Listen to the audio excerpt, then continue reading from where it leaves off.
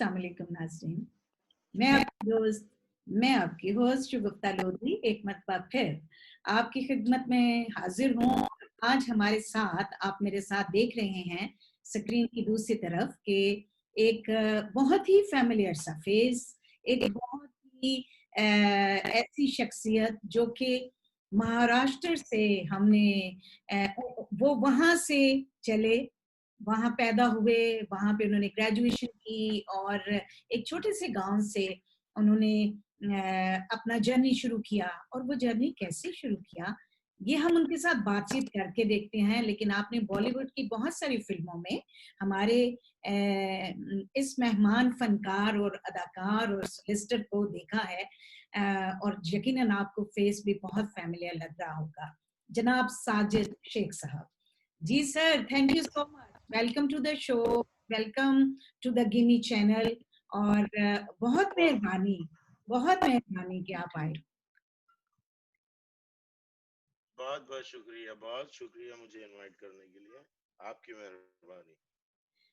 साजिद साहब, आप हमारे पहले मेहमान हैं जो कि महाराष्ट्र को रिप्रेजेंट करेंगे आज। तो मुझे इस बात के लिए मैं बहुत एक्साइटेड हूँ कि एक ऐसा एरिया, एक ऐसा रीजन जिसको मैंने टच नहीं किया था, आपकी बदौलत आप हमारे गेस्ट बने और आप उसको रिप्रेजेंट कर रहे हैं। तो बहुत खुशी की बात है। हमारे व्यूअर्स बहुत कुछ आपसे सुनना चाहते हैं। तो आप हमें लेके चलिए जरा अपने उस छोटे से गांव में जहां पैदा हुए, अपना जो आपकी बर्थ प्लेस है वो कैसी जगह थी, वहां पे किस तरह के घर के माहौल में आप पैदा हुए। प्लीज हमें अपनी अर्ली टाइम के बारे में कुछ बताइए। देखिए, मेरी पैदाइश जो है वो उस गांव का नाम था धारनी। और धारनी जो है ना, एक ऐसी जगह है जो एक महाराष्ट्र में एक एरिया कहलाता है मेलघाट। मेलघाट यानी ये पूरा कंप्लीट जंगल है। और जंगल में यहाँ के जो बाशिंदे हैं, जो मेन यहाँ के रहने वाले हैं, वो लोग हैं, एक ट्राइब है, वो उसको कोरकू कहा जाता है। उनकी लैंग्वेज अलग है, उनका सारा माहौल अलग है बिल्कुल। वो जंगलों में रहना, खेतों में काम करना, इस तरीके के लोग। तो वो ट्राइबल एरिया है। मैं आपको एक छोटी सी बात बता दूं कि अंग्रेजों के जमाने में जब ये होता था कि किसी गवर्नमेंट ऑफिसर को पनिश करना है, तो उसको धारनी या मेलघाट में पोस्टिंग दी जाती थी, क्योंकि इसको काला पानी कहा जाता था। ये काला पानी, जैसे वो एक अंडमान निकोबार हुआ करता था एक जमाने में, उसी तरीके से ये होता था काला पानी। और ये बहुत ही ऐसी पहाड़ियां हैं और बड़ी रिमोट सी जगह है। तो वहां मेरी पैदाइश हुई। और मेरे जो ग्रेट ग्रैंडफादर थे, मेरे परदादा जिनको कहें, वो लखनऊ से किसी जमाने में वहां शिफ्ट हुए थे, क्योंकि उनके कोई और रिश्तेदार वहां पहुंचे, उन्होंने बताया तो वहां चले गए वो। तो इस तरीके से हमारी जो थी, मेरी जो है वो 4th जनरेशन है वहां पर। और उस जगह मेरी पैदाइश हुई जहां पर एक बहुत ही छोटा सा गांव था, कच्चे मकानात हुआ करते थे। यानी पूरे गांव में जब से मुझे होश है तब से एक कार हुआ करती थी और एक या दो पक्के मकान थे, बाकी सब कच्चे मकान हुआ करते थे।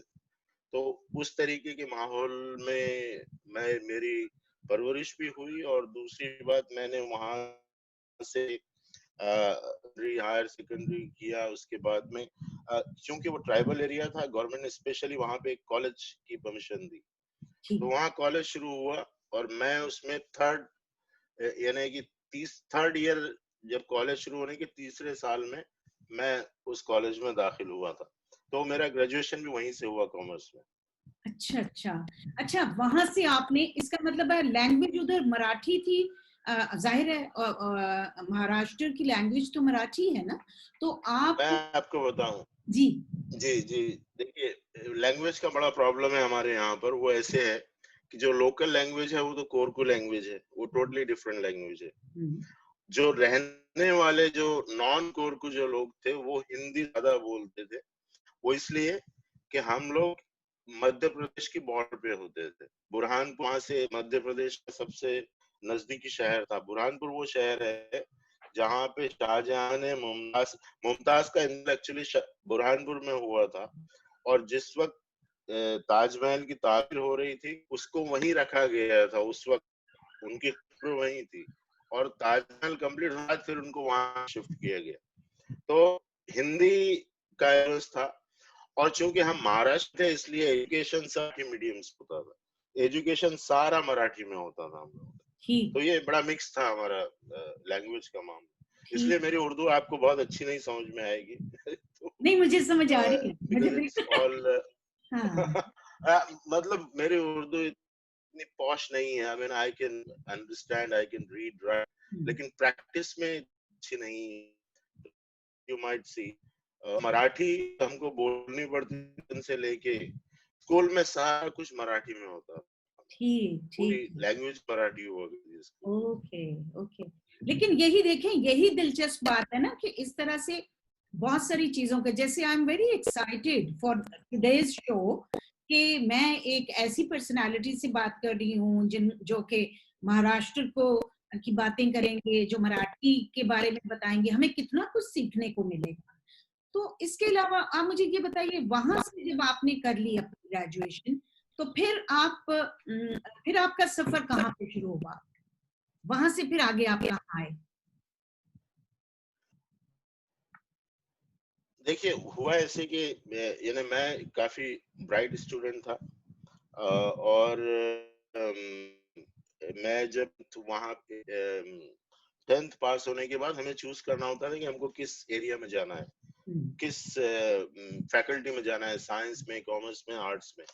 तो हुआ ये कि उस वक्त हमारी फाइनेंशियल पोजीशन इतनी खराब थी और मेरे वालिद साहब बीमार थे, तो मेरे पास कोई चॉइस नहीं थी इसके अलावा कि मैं कॉमर्स या आर्ट्स चूज करूं, क्योंकि वहीं पे वही कॉलेज था।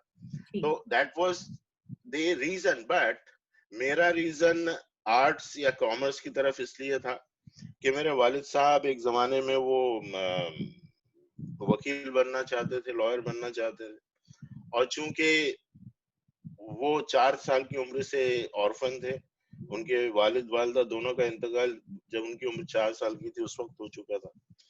तो जिन लोगों ने इनकी प्रॉपर्टीज को देखते थे या जो इनकी परवरिश कर रहे थे, उन्होंने people misuse the money and all that kind of scenario, so उन्होंने ये कहा कि हम आपको आगे नहीं पढ़ा सकते, तो इसलिए he could not become a lawyer, और वो मैट्रिक के बाद, वो 10th 11th के बाद वो पढ़ नहीं पाए आगे, तो इसलिए मैंने सोचा कि मैं लॉ करूंगा और मैं लॉयर बनूंगा, just to fulfill his one ambition. उनका जो एक ड्रीम था अपने लिए, आपने अपने फादर के ड्रीम को लेके आप आगे चले। Brilliant brilliant. सबसे पहले तो आपका सबसे ज्यादा जो है इंप्रेसिंग यही एक बात है कि किस तरह से आपके फादर जो हैं वो 4 साल की उम्र में, और ये जो बात आपने की है, it happens in all societies, और ये होता है, उस जमाने में भी था जिस वक्त आपके फादर 4 साल के थे या बड़े हुए, और वो सब चीजें आज के जमाने में भी ये हो रहा है, ये इट्स अ ह्यूमन नेचर। अच्छा, आपने इस तरह से बताया कि फिर आप जब आए हैं फर्दर, जो आपको क्या उस एक छोटे गांव से आने वाला एक ब्राइट स्टूडेंट, क्या उसको कुछ मुश्किलात आगे जब वो थोड़ी सी बड़ी जगह पे आया, क्या आपको कोई ऐसे इश्यूज जो कि डिस्क्रिमिनेशन के होते हैं, क्या आपको फेस करने पड़े, या बड़ी स्मूथ आपकी आगे लाइफ में? नहीं, देखिए ये इंसान की एक तरबियत है, प्रेजुडिस जो है वो हमारे अंदर कूट कूट के भरी है, वो चाहे रिलीजियस हो, कोई किसी अलग अलग तरीके की प्रेजुडिस है। तो मेरे साथ जो हुआ वो ये हुआ कि जब मैं लॉ करने के लिए मुझे दूसरे शहर जाना पड़ा, जो कि डिस्ट्रिक्ट प्लेस था, बड़ा शहर था। जब मैं वहां गया तो हुआ ये कि वहां पर पहले 6 महीने आप यकीन कीजिए किसी ने मुझे बात तक नहीं की, वो इसलिए कि वो कहते थे कि ये एक आदिवासी है, ये ट्राइबल एरिया का पिछड़ी जगह है, और खेड़े का, गांव को खेड़ा करता है वहां, ये छोटे से गांव से आया तो इसको क्या, ये नथिंग, तो इग्नोर किया। तो जाहिर है मुझे अच्छा नहीं लगा। हुआ ऐसे कि एक दूसरा एक स्टूडेंट ऐसा था जो सबको बुरा सीधा सीधा बोलता था, उसके मुंह पे बड़ा क्या कहना जिसको कि साफ गोई से बात करने वाला, तो उसको कोई पसंद नहीं करता, उससे भी कोई बात नहीं करते थे। तो ये हुआ कि हम दोनों एक दूसरे से बात करने लगे। तो इस तरीके से पहले 6 महीने मेरे बड़े मुश्किल से गुजरे। फिर ये हुआ कि वहां पर साल में दिसंबर के वक्त कॉलेजेस में एनुअल सोशल गैदरिंग होता है। उसमें अलग तरह की एक्टिविटीज की जाती हैं, ड्रामास होते हैं, दुनिया भर के अलग अलग वो फंक्शंस होते हैं। तो मैंने सारी एक्टिविटीज में पार्टिसिपेट भी किया, और खुदा की फजल से और मेरे वालिद साहब की तरबियत या उनकी जो सीख थी, उसकी वजह से मैं हर चीज में मुझे प्राइजेस मिले। जैसे डिबेट कंपटीशन में मुझे फर्स्ट प्राइज मिला, मुशायरा हो, कवि सम्मेलन जो मुशायरे का प्रोग्राम, फर्स्ट प्राइज मिला। फिर लॉ का एक मूड कोर्ट होता है, ड्रामा होता है, जिसमें कोर्ट को इनेक्ट किया जाता है, उसमें प्राइज मिला। सारी चीजों में मुझे फर्स्ट प्राइज, जहां भी मैंने पार्टिसिपेट किया। तो तब जाके उन लोगों ने नोटिस किया कि यार इसको हमने गलत किया, इसके साथ ये इसमें कुछ बात है। फिर उन्होंने मुझसे बातचीत करना शुरू किया उस वक्त। और फिर जब फर्स्ट ईयर की एग्जाम हुई और जब रिजल्ट आया, तो मैं टॉप 10 में था, पूरी यूनिवर्सिटी में टॉप 10 में मेरे मार्क्स थे। Excuse me. तब उन्होंने मुझे फुली एक्सेप्ट किया, and then they all become my friend. तो वो आज तक मेरे दोस्त थे। और मैंने I never kept any grudge against them, क्योंकि यू नो मेरे वालिद साहब ने मुझे सिखा के भेजा था कि never keep grudge against anybody. If anybody is doing something wrong, or they are discriminatory, or they are prejudicial, it is their ignorance. It is not a reflection on you.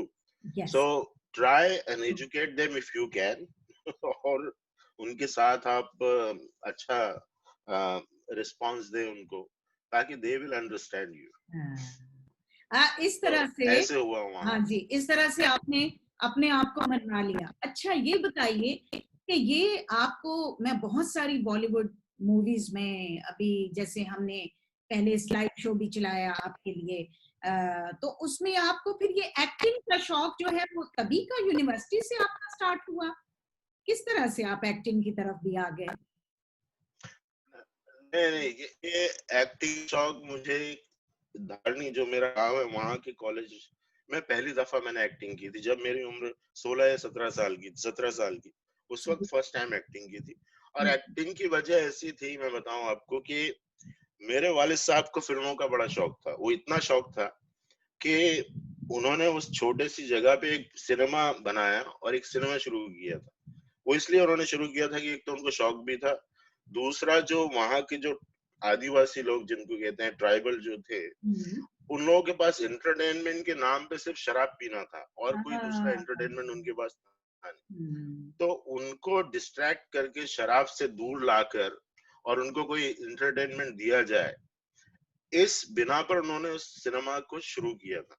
तो ये दो वजह से। और फिर उनको खुद को शौक था, he was a big fan of Dilip Kumar and Raj Kapoor and you know all the good. और उस जमाने में फिल्में भी बड़ी अच्छी बना करती थी माशाल्लाह।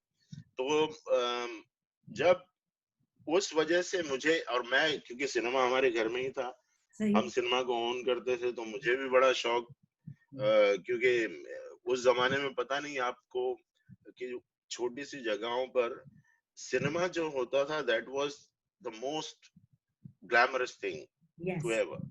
तो जो फिल्म स्टार्स होते थे उनको बड़ा ग्लैमरस माना जाता था। और छोटी सी जगह पे क्योंकि हम सिनेमा चलाते थे, इसलिए हम भी थोड़े से सेलिब्रिटी बन गए थे वहां पर बिना कुछ किए। तो लोग हमको पूछते थे कि भाई आप कौन सी फिल्म ला कर रहे हो, ये कर रहे हो। तो वो इस तरीके से शौक पैदा हुआ, और वो फिर बढ़ता गया। फिर मैंने बहुत एक्टिंग की, बहुत ड्रामास किए।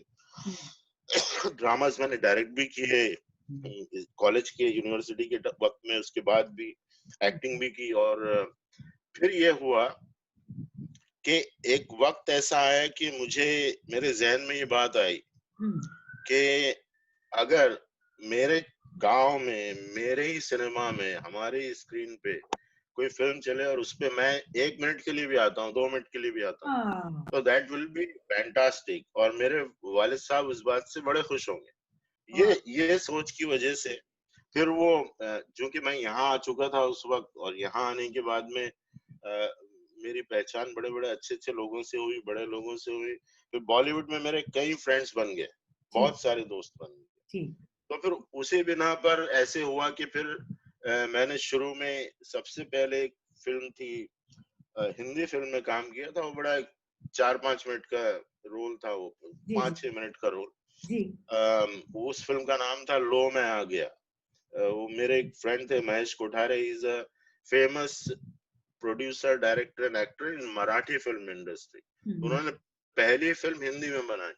ठीक, तो उन्होंने मुझसे कहा यार एक एक रोल तुम करो इसमें। तो हम्म, मैंने किया उसमें फिर। और हम्म, फिर उसके बाद मैंने मराठी फिल्मों में काम किया, जो लोकल लैंग्वेज है हमारे महाराष्ट्र की। हम्म, मराठी सिनेमा जो है ना, ये बहुत उम्दा किस्म का सिनेमा है, यानी उसका स्टैंडर्ड हमेशा से बड़ा अच्छा बहुत हाई, बहुत रहा। इट्स अच्छा वेरी स्टैंडर्ड है, जी, very entertaining, very artistic. Marathi फिल्में और मराठी ड्रामास बहुत ही अच्छे बनते थे। तो मैंने मराठी फिल्मों में काम किया। एक फिल्म में मैं मेन लीड एक्टर का काम किया, एक फिल्म में मैं मेन विलन का काम किया, एक फिल्म किसी फिल्म में मैं बैंक मैनेजर बना, कहीं कुछ बना। और फिर इस तरीके से कुछ फिर बाद में हिंदी कुछ फिल्मों में काम किया। इन्होंने सिर्फ मेरे वालिद साहब को मुझे खुश करना था। और हाँ, उसकी एक और वजह मैं आपको बता दूं, जी, जब जब मैंने यहाँ आने का फैसला किया, जी, तो मेरे वालिद साहब मुझसे बड़े नाराज थे, बहुत नाराज थे, 10 साल तक नाराज रहे। अच्छा, वो इस बिना पर नाराज रहे हैं कि उनका ये कहना था कि तुमने इस मिट्टी में जन्म लिया, इस मिट्टी में खाया पिया, इस मिट्टी में यहाँ की गवर्नमेंट ने तुमको फैसिलिटीज दी, तुम पढ़े लिखे, और अब तुम जाके दूसरों को सर्व करोगे, तो यू हाँ, आर नॉट अ पैट्रियट। तुम देश के, वहां एक वर्ड, देश के गद्दार हो। हाँ, he was so angry with me. हाँ, और दूसरी वजह जो मेरी समझ में आती थी पर्सनल, ये हम्म, तो एक एक मेन वजह थी, लेकिन इसके अलावा एक वजह ये भी थी कि मेरे वालिद साहब 4 साल की उम्र से वो हाँ, ऑर्फन थे, उनका कोई नहीं रहा। और हम्म, फिर ये होने के बाद में उनको अपनी वाइफ मिली, अपने बच्चे मिले, अपनी फैमिली मिली।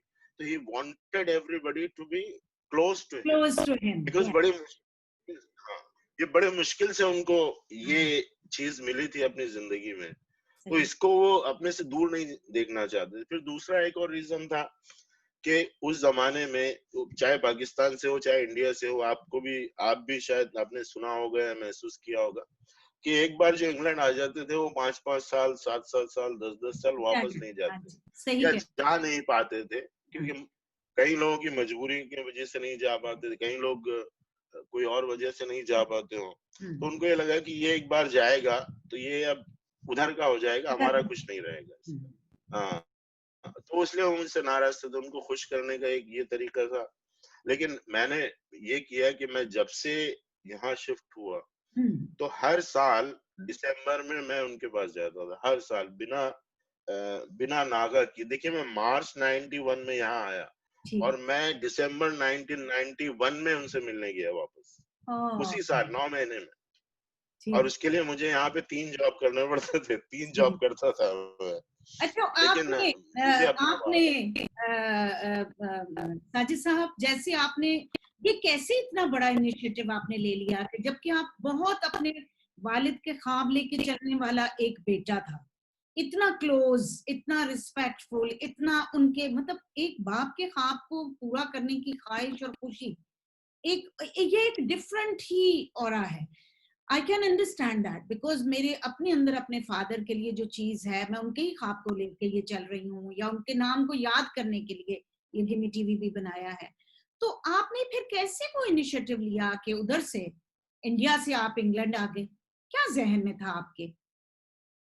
देखिए, मैं बताऊं आपको कि मेरा मुझे जो मुश्किल वहां आई मेरे सामने, वो ये आई कि जब मैंने प्रैक्टिस शुरू की और मैं वकालत करना शुरू किया, वहां पर वकीली करने लगा, तो एक उस जमाने में एक बड़ा बहुत ही खराब प्रॉब्लम था जुडिशरी में, वो ये कि 60-70% जजेस जो थे वो करप्ट हुआ करते थे। हाँ, मतलब ये पैसे ले लिया, उसके में फेवर में फैसला दे दिया, और वो चीज मुझसे बर्दाश्त नहीं होती थी कि मैं बड़ा उसूल प्रिंसिपल आदमी का था, जिसने अपनी पूरी जिंदगी के चलते हुए मॉरल को फॉलो करते अपनी जिंदगी जिसने गुजारी, तो मुझसे वो बर्दाश्त होता था। मेरी बड़ी लड़ाई होती थी, यानी मैं समझता हूँ कि मैं ऐसा वाहिद शख्स हूँ कि मैंने खुली कोर्ट में जजेस को गालियां दी, ओपन कोर्ट में उन्हीं के सामने वहीं खड़े हुए। इससे मैं इतना गुस्से में, how can you do this, आपको दिस इज कोई फ्रस्ट्रेशन डिसीजन होती अगर, है। हाँ हाँ, फ्रस्ट्रेशन होता था। तो मुझे ये लगा कि या तो मैं वकालत छोड़ दूं, या फिर मैं कुछ ऐसा करूं, या कहीं ऐसी जगह जाऊं जहां पर ये प्रॉब्लम मेरे सामने ना हो। इसलिए मुझे मैंने ये फैसला किया कि ठीक है, मैं लंदन यूके आता हूँ और यहाँ पर 2 साल 3 साल रह के बार एटॉ वगैरह कुछ करके फिर मैं कुछ एक्स्ट्रा डिग्रीज ले लूंगा और फिर वापस जाके बॉम्बे में मैं हाई कोर्ट लेवल पे प्रैक्टिस करूंगा, ताकि वहाँ हाई कोर्ट में करप्शन इस तरीके का नहीं था वहाँ इतना, यानी वो बड़ा अच्छा स्टैंडर्ड था हाई कोर्ट। लेकिन उस लेवल पे पहुंचने के लिए इतनी कम उम्र में कोई ऐसा स्पेशलाइजेशन करना जरूरी था। तो उसमें मैं यहाँ आया, और फिर यहाँ आने के बाद में फिर वो और बहुत से प्रॉब्लम्स आए, और फिर वो एक जिद अंदर आती गई, और फिर मैं कभी वो जिद को पूरा करने के उसमें मैं वापस जा ही नहीं पाया। अच्छा, आप जरूर वो मेंशन करें प्लीज, जो जिद आपको आई और किस तरह से आपने यहाँ यूके के सिस्टम में यहाँ आके जो आपने एक एक आदिवासी बच्चा वो जवान हुआ, उसने वहां का सिस्टम देखा, एक असूल भरी और जिंदगी, क्योंकि आप रोल मॉडल हैं उन सारे ही यूथ के लिए जो कि असूल परस्त और एक कमिटमेंट वाले एक बच्चे हैं, और इंक्लूडिंग कि आप जब यूके में आए तो यहाँ जो आपको फेस करना पड़ा और इस सिस्टम ने आपको कैसे, पहले आप उनके साथ जिद में लड़े और फिर कैसे आपने अपना आप मनवाया, प्लीज वो भी आप जरूर हमारे ऑडियंस जानना चाहेंगे, because this is very interesting. देखिए यहाँ के बाद फिर वो एक प्रेजुडिस जो है वो कहीं पीछे आपका छोड़ती नहीं, कोई भी एक यानी वो एक आइडिया होती है, प्री कंसीव्ड आइडियाज जिसको कहते हैं, हाँ जी। और दूसरा एक प्रेजुडिस होती है। तो हुआ ऐसे कि जब मैं यहाँ आया तो मैंने कहा कि अब मैं लीगल फील्ड में कोई पार्ट टाइम जॉब कर लूं, ताकि अपना मेंटेनेंस भी हो और कुछ आगे पढ़ाई करना शुरू करूं। तो जब मैंने उसकी रिसर्च की तो मुझे ये समझ में आया कि to become a bar at law, it would be easier if I first qualify as a solicitor and then convert to a barrister, ताकि मैं अपना जो मोटो था वो कंप्लीट करके वापस चला जाऊं। अब सोलिसिटर अगर मुझे बनना है तो वो उसके क्या रूट्स हैं, तो मैंने कंप्लीट रिसर्च की, वो पूरी रिसर्च मैंने की, because I was a properly trained lawyer. मैं इसके लिए शुक्रगुजार हूँ अपने उन टीचर्स का या गुरु जो थे मेरे, जिन लोगों ने मुझे लॉ की ट्रेनिंग दी या पढ़ाया या जिनके साथ मैंने सीखा। तो मैंने बेसिक से एक एक लॉ को समझ के पढ़ के फिर मुझे ये समझ में आया कि एक ऐसा रेगुलेशन है जिसके तहत अगर मैं अप्लाई करूं तो मैं बहुत कम वक्त में और एक एग्जाम देने के बाद यहाँ एज ए सोलिसिटर काम कर सकता हूँ। ठीक है। तो मैंने फिर लॉ सोसाइटी को कांटेक्ट किया, एक एप्लीकेशन दी। अब वो है कि उन्होंने वो एप्लीकेशन जाने के बाद में फौरन ही 7-8 दिन में ही, विद इन अ वीक, उन्होंने रिप्लाई भेज दिया कि we can not accept your application, क्योंकि हमने इंडिया के उनको रिकॉग्नाइज नहीं करते हम यहाँ पर। इतना करके उन्होंने भेज दिया। तो मुझे बड़ा गुस्सा आया। मैंने कहा अभी मैंने तो लॉ, इनका जो रेगुलेशन है, जो लॉ, उसको देखा, उसको पढ़ा, उसको समझा और उसके हिसाब से ही एप्लीकेशन की। तो मैंने फिर उनको वापस लिखा। मैंने कहा देखिए मैं आपको, वो जो रेगुलेशन था उसका नाम है क्वालिफाइड लॉयर्स ट्रांसफर रेगुलेशन। किसी दूसरे कंट्री में या जुरिस्डिक्शन में कोई क्वालिफाइड है तो वो यहाँ कैसे ट्रांसफर किया जा सकता है। तो उसमें प्रोविजन जो थी वो ये थी कि अगर lawyers, overseas lawyers, overseas solicitors, lawyers, attorneys, or any other person entitled to practice law in the jurisdiction mentioned in schedule in this regulation. Regulation जो स्केड्यूल जो कंट्रीज के जो jurisdiction है, अगर आप वहां से हैं, वहां की क्वालिफाइड अंडर दिस रेगुलेशन आप ट्रांसफर करते हैं। और उस रेगुलेशन में हाई कोर्ट ऑफ बॉम्बे था एक। High Court of Bombay is one of recognized place. और मैंने बॉम्बे हाई कोर्ट में प्रैक्टिस की थी, क्योंकि बॉम्बे हाई कोर्ट में मैं साल प्रैक्टिस किया था ऑलरेडी यहाँ आने से पहले। बॉम्बे हाई कोर्ट का बेंच पूरा होता है हमारे अमरावती, जहाँ मैं करता था वहां नजदीक था, क्योंकि महाराष्ट्र बहुत स्टेट है, तो हाई कोर्ट 3 जगह होती है। एक जो एक बड़ा शहर के कोर्ट में मैंने उनको रेगुलेशन है, इसकी डेफिनेशन तरीके से आए, उन्होंने भी जवाब दिया कि we understand what but in the past we accepted from India. तो मुझे बड़ा गुस्सा, मैंने कहा आप लॉ सोसाइटी है, आप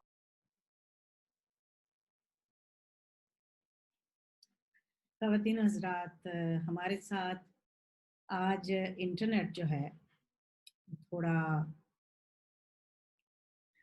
गेम्स प्ले कर रहे हैं। जनाब साजिद साहब आप आगे, इंटरनेट दोबारा कनेक्ट हो गया, कोई बात नहीं।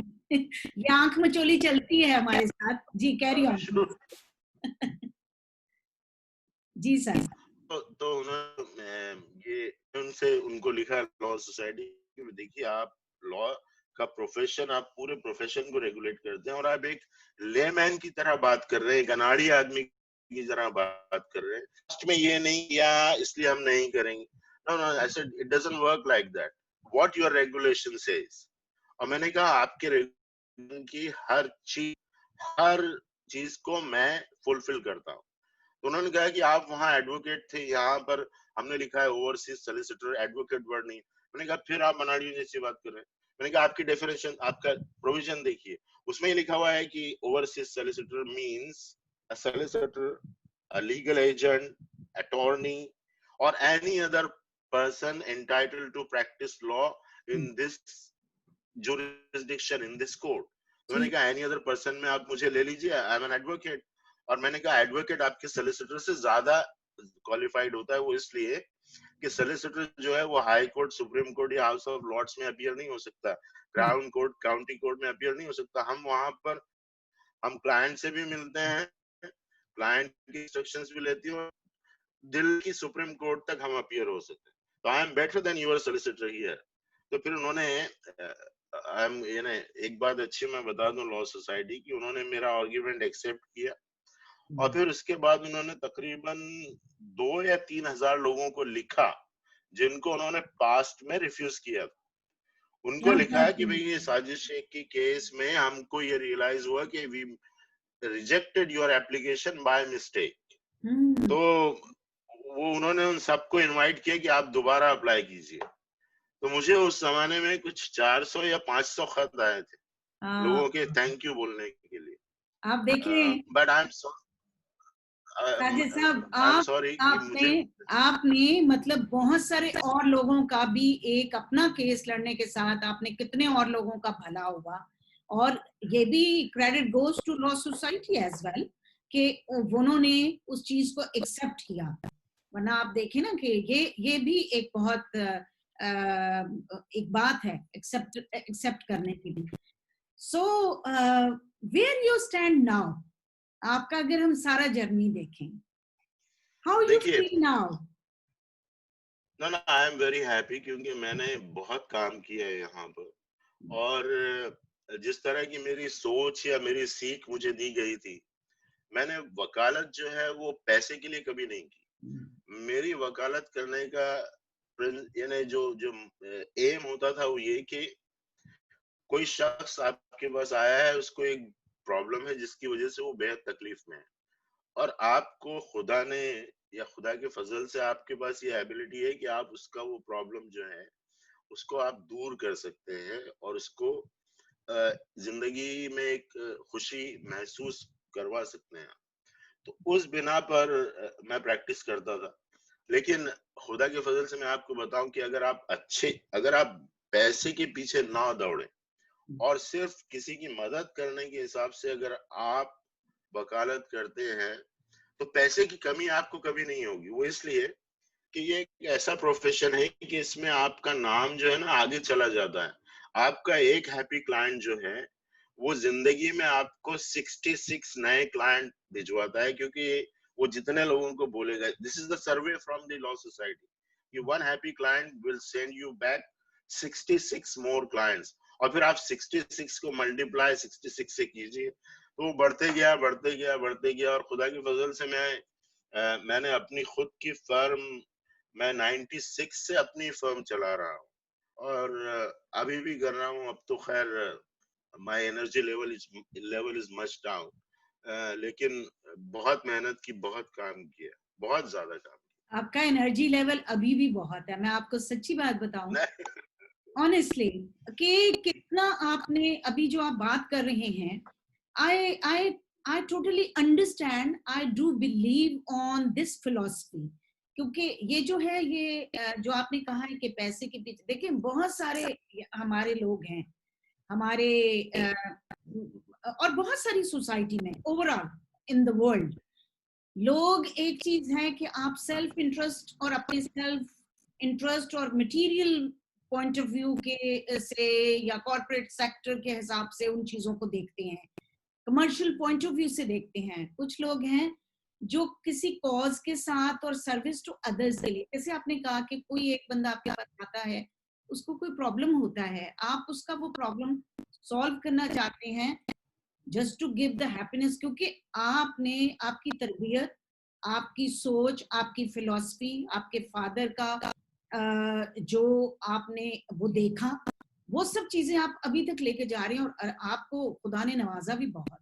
तो इसी तरह मैं, मेरा जो असल, जो मेरा मकसद है, जो मिशन है, हम लोग अगर अपने ही फेलो बीइंग्स को फैसिलिटेट करने के लिए, खुशी देने के लिए, और या फिर उनको कोई हेल्प आउट करने के लिए कोई काम करेंगे, तो पैसा खुद ब खुद आ जाता है, अच्छी फेम खुद ब खुद आ जाती है, असल जो चीज है। और हमारा, क्योंकि मैं ढूंढती ही ऐसी पर्सनालिटीज को हूँ, जैसे जिनका कोई पेरेंट्स के साथ कोई मिशन है, कोई सर्विस टू अदर्स है, to contribute towards the societies है। आपकी जाते जाते एक जरूरी बात में ये कि आप तो as an educationist, as administrator, more than this, जो आपकी लॉ फॉर्म है, वो तो आप काम कर ही रहे हैं। वो जो स्कूल आपने खोला हुआ है अपने गांव में, और आज भी आप late Waheed Shaikh Urdu Junior College जो खोला हुआ है, उसके बारे में बताइए, ताकि हमारे नाज़रीन को पता चले। देखिए, उसका वो ऐसे हुआ, मैं बता दूं आपको कि हमारे गांव में मुस्लिम पॉपुलेशन बहुत ज्यादा थी। मतलब यूं समझिए आपके 40% मुस्लिम्स, 50% मुस्लिम्स, 50% हिंदूज, इस तरह की कॉम्बिनेशन था। लेकिन सारे बच्चे जो है वो हिस्टोरिकली हम लोग सब मराठी मीडियम में पढ़ते थे। फिर एक जमाने में गवर्नमेंट ने वहां पर उर्दू स्कूल शुरू की, पहले स्टैंडर्ड से 10th स्टैंडर्ड तक। तो कई मुस्लिम लोग जो थे, खास तौर से गरीब तबके के, वो अपने बच्चों को उर्दू स्कूल में भेजते थे। लेकिन प्रॉब्लम ये था, और ये उर्दू स्कूल तकरीबन 40 साल से है वहां पर, 30-35 साल से था वहां।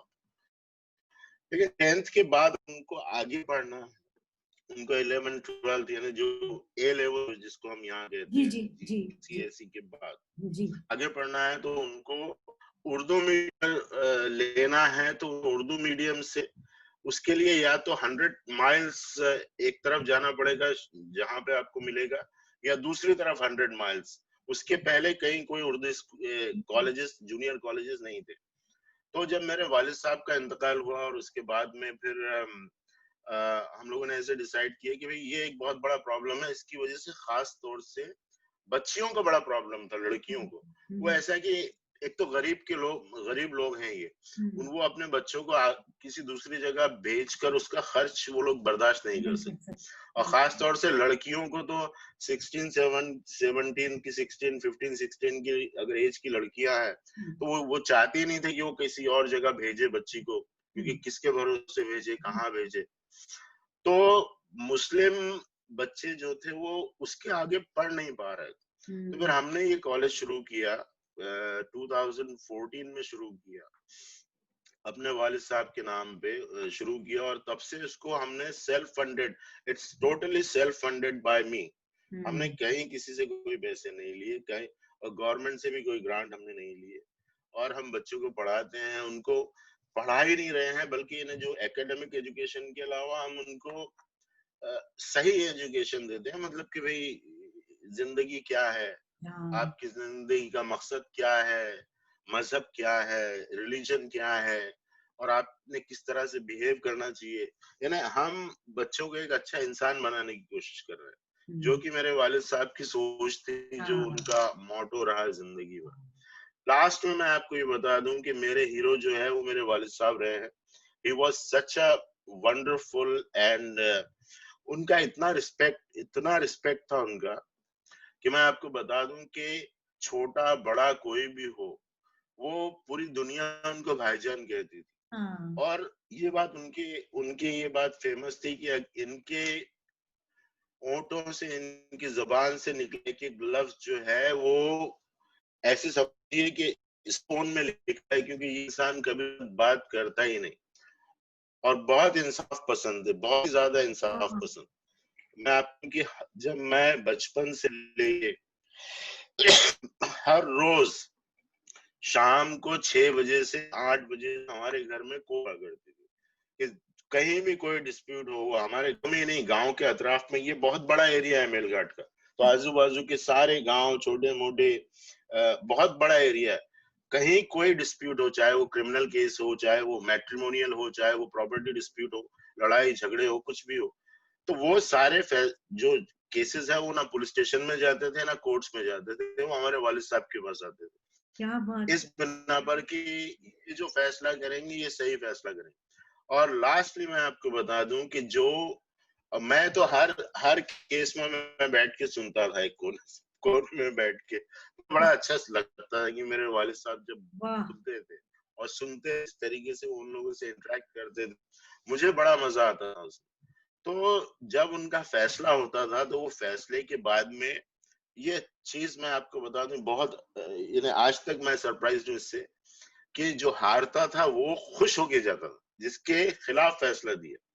वो इसलिए कि हमारे वालिद साहब जो रीजनिंग देते थे वो इतने अच्छे रीजनिंग थे कि ऐसे लगता था जैसे ये कोई कोई ऊपर से आए हुए लफ्ज हैं, और यानी स्टोन में सेट है बिल्कुल। तो गरीब से गरीब, अनपढ़ से अनपढ़, बड़े से बड़ा आदमी जो उनकी बात से खुश होके जाता। तो I'm really lucky, यानी I am nothing without my father. वो उनकी परवरिश का ये नतीजा हुआ कि I became capable of fighting any war. मैं सारी दुनिया से जीत सका उनकी परवरिश की वजह से। बिल्कुल, थैंक यू सो मच। ऐसे रोल मॉडल फादर्स बहुत सारे हमारे बुजुर्ग ऐसे हैं। अल्लाह उनको उनके दर्जे बहुत बुलंद करेगा। यकीनन वो एक बहुत अच्छी जगह पे, जो शख्स अपने इंसानों के दिलों में है उससे बढ़ के और क्या। और फिर आपने जिस तरह से अपने फादर के ड्रीम को आप लेके चले और जिस तरह आप काम कर रहे हैं, माशाल्लाह से आपका भी बहुत नेक नामी। और जिस तरह से जिस रेफरेंस से आप हमें भी मिले और जिस तरह से आपको हमने डिस्कवर किया आज के शो में, you are an amazing and extraordinary role model human being. और आपको हम लेके भी इसीलिए आए हैं कि हमारी कोशिश होगी कि हम सब मिलजुल के एक ऐसे ही हमारी यूथ तैयार हो, ऐसे ही सच्चाई का और अच्छे जो हमारे